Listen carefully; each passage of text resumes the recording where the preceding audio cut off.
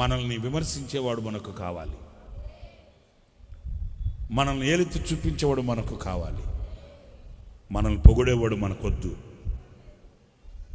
నేను నిజం చెప్తున్నానండి, నిండు మనసుతో నేను యథార్థంగా చెప్తున్నాను. మనల్ని పొగిడేవాడు మనకొద్దు. ఎందుకంటే ఈ పొగిడేవాడితో బహు ప్రమాదం ఉంటుంది. మనోడే కదా, పొగిడేవాడే కదా, విడిచిపెడతామా? ఒకరోజు కత్తి దూస్తాడు. మనం ఊహించని పరిణామాలు ఎదురవుతాయి. ఎప్పుడు పొగిడే వాళ్ళని మన ప్రక్కన పెట్టుకోకూడదు. నేను అనుభవపూర్వకంగా చెప్తున్నాను, ఒక తండ్రిగా అర్థం చేసుకోండి మీరు. పొగడతలు మనకు వద్దు.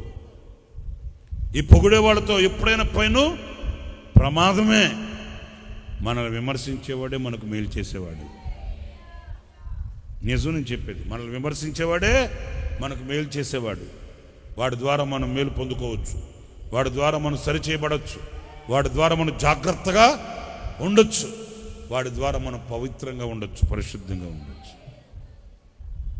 నా వీపున నాకు మచ్చ ఉందనుకోండి, నాకు తెలియదు. నా వీపున ఉన్న మచ్చ నాకు చెప్పేవాడు నాకు కావాలి. వాడు నాకు స్నేహితుడే కానీ శత్రువు కాదు. ఇప్పుడు నన్ను చూసి 10 మంది నవ్వుకునేదానికంటే ఆడుంటే ఆ మచ్చ తొలగిపోద్ది కదా, అంతే.